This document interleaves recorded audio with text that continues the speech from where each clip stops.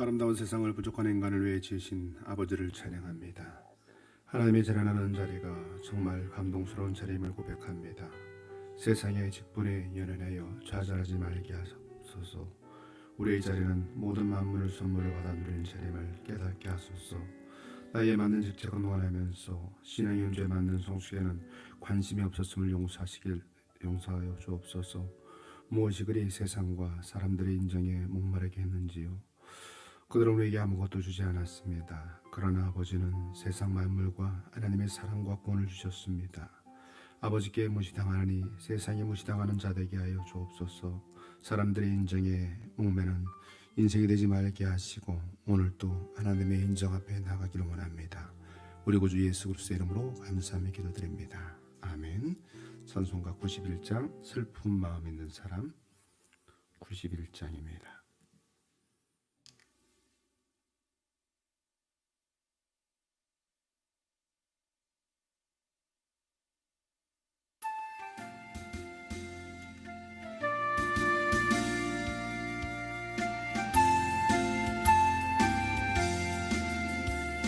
슬픈 마음 있는 사람 예수 이름 믿으면 영원토록 변함없는 기쁜 마음 얻으리. 예수의 이름은 세상의 소망이요 예수의 천국의 기쁜 일세. 거룩하신 주의 이름 너의 방패 삼으라. 환난 시험 당할 때에 주께 기도드려라. 예수의 이름은 세상의 소망이요 예수의 이름은 천국의 기쁜 일세. 존귀하신 주의 이름 우리 기쁨되도다. 주의 품에 안길 때에 기뻐 찬송 부르리. 예수의 이름은 세상의 소망이요 예수의 이름은 천국의 기쁜 일세. 우리 갈 길 다간 후에 보좌 앞에 나아가 왕께 경배하며 멸류관을 드리리. 예수의 이름은 세상의 소망이요 예수의 이름은 천국의 기쁜 일세. 이 사람 제목 기도하실 때 몸된 교회를 위하여 기도하기를 원합니다. 아버지 하나님 존대문을 열어주시옵소서. 아버지 하나님 주설 일꾼들을 더하여 주시옵소서. 선한 영향을 끼치며 제수대를 섬기는 교회가 되게 하시고 하나님의 인재를 키우는 공동체가 되게 하여 주시옵소서. 또한 우리 충만한 교회 공동체에 감사가 넘치게 하시고 기쁨이 넘치게 하시고 은혜가 넘치게 하여 주시옵소서. 박수로 몸된 교회를 위하여 기도하겠습니다. 저번에 고마우신 아버지 하나님 감사와 찬양을 드립니다. 주 하나님께서 우리 충만한 교회 공동체에 함께 하심을 감사합니다. 아버지 하나님 11년 전에 충만한 교회를 세워주시고 이번 일을 통하여 아버지 하나님 구원받는 백성들을 다하신 아버지 하나님 우리 충만한 교회 공동체를 통하여 날마다 구원받는 백성들을 더하여 주시기 원합니다. 간구하옵기는 아버지 하나님 우리 충만한 교회 공동체에 하나님께서 일꾼들을 더하여 주시고 아버지 하나님 우리 충만한 교회 공동체에 하나님께서 기쁨이 있게 하시고 감사가 있게 하시고 사랑이 넘치게 하여 주시기 원합니다. 다음 세대를 세워가며 인재를 세워가는 공동체가 되게 하시고 이 지역사를 변화시키고 이 지역사회 가운데서는 영향을 미칠 수 있는 교회 되게 하여 주시옵소서. 아버지 하나님 속한 모든 아버지 하나님의 연약한 지체들을 위하여 기도합니다. 아버지 하나님 여호와 라파 전용선을 발휘해 주시고 머리부터 발끝까지 늘 강건함으로 인도해 주시기를 원합니다. 오늘 하루도 강구하고 기는 아버지 하나님 우리들의 주님의 품에 안기게 하시고 주님의 품 안에서 하나님을 기뻐 찬양하는 하나님의 백성들 되게 하시기를 원합니다. 이 땅을 살아갈 때 오직 예수 그리스도만이 소망임을 고백하며 나가는 공동체가 되게 하여 주시고 아버지 하나님 주의 이름을 높이며 주의 이름을 찬양하는 공동체에 하나님의 은혜를 더해 주시옵소서. 오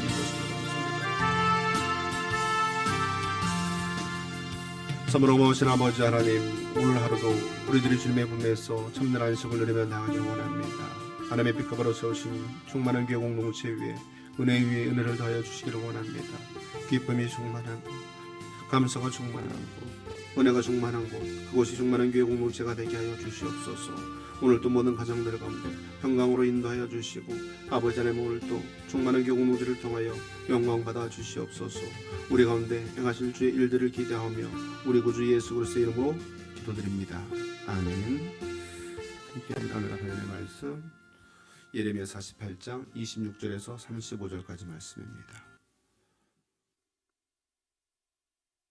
예레미야 48장 26절에서 35절까지 말씀입니다.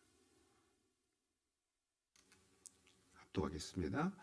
모압으로 취하게 할지어다. 이는 그가 여호와에 대하여 교만함이라. 그가 그 더한 것에서 뒹굴므로 조롱거리가 되리로다. 내가 이스라엘 조롱하지 아니하였느냐. 그가 도둑 가운데에서 발견되었느냐. 내가 그를 말할 때마다 내 머리를 흔드는도다. 모압 주민들아 너희는 소금을 떠나 바위 사이에 살지어다. 깊은 골짜기 여기에 깃들이는 비둘기같이 할지어다. 우리가 모압의 교만을 들었나니 심한 교만 곧 그의 자고와 오만과 자랑과 그 마음의 거만 이로다. 여호와의 말씀이니라. 내가 그의 노여함에 허탄함을 아노니 그가 자랑하여도 아무것도 성취하지 못하였도다. 그러므로 내가 모압을 위하여 울며 온 모압을 위하여 부르짖으리니 무리가 게레레스 사람을 위하여 신음하리로다. 신마의 포도나무여 너의 가지가 바다를 넘어 야셀 바다까지 뻗었더니 너의 여름 과일과 포도 수확을 탈취하는 자가 나타났으니 내가 너를 위하여 울기를 야셀이 우는 것보다 더하리로다. 기쁨과 환희가 옥토와 모압 땅에서 빼앗겼도다. 내가 포도주 틀에 포도주가 끊어지게 하리니 외치며 밟는 자가 없을 것이라. 그 외침은 즐거운 외침이 되지 못하리로다. 헤스본에서 엘라레를 지나 야스까지와 수알에서 호로나임을 지나 에글라 셀리시아에 이르는 지역에 사는 사람들이 소리를 내어 부르짖음은 니무름의 물도 황폐하였음이로다. 여호와의 말씀이라. 모압 산당에서 제사하며 그 신들에게 분향하는 자를 내가 끊어버리리라. 아멘.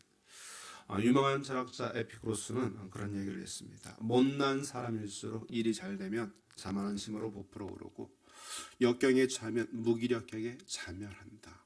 자, 이 말은 얼마나 못난 사람이 스스로로 높아질 수 있는지를 보여줍니다. 그런데 모압이 그런 나라였습니다.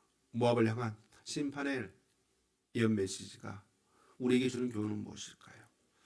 그것은 교만하지 말고 더욱더 하나님 앞에 낮아지라는 겁니다. 자, 26절에서 30절까지 말씀입니다. 모압으로 취하게 할지어다. 이는 그가 여호와에 대하여 교만함이라. 그가 그 더한 것에서 뒹굴므로 조롱거리가 되리로다. 내가 이스라엘을 조롱하지 아니하였느냐. 그가 도둑 가운데서 발견되었느냐. 내가 그를 말할 때마다 내 머리를 흔드는도다.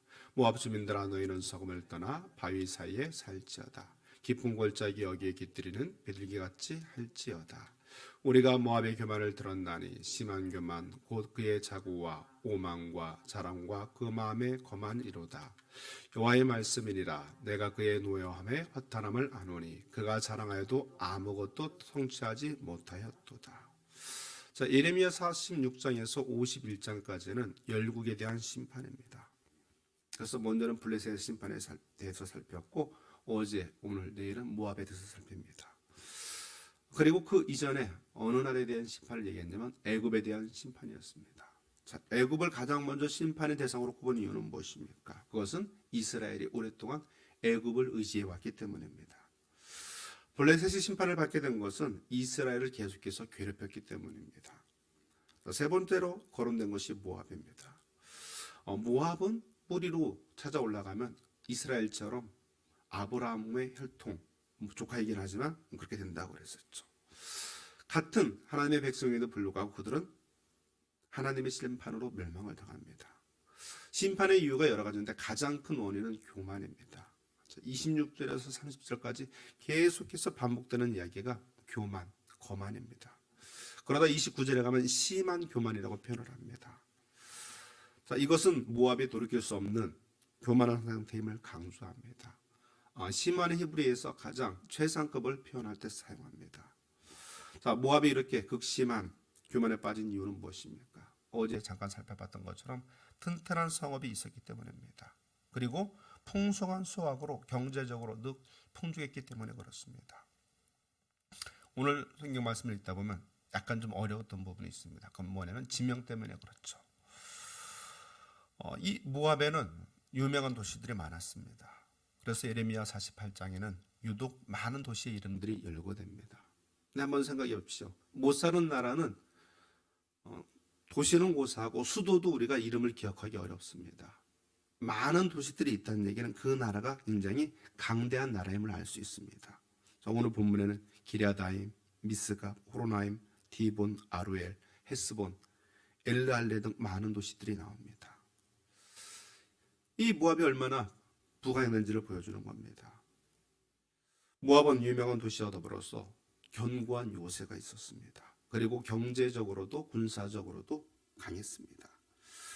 게다가 모압은 같은 형제 민족인 이스라엘 보면서 북이스라엘이 아수르에 의해서 멸망하고 남유다가 바벨론 침공을 받는 것을 보았습니다.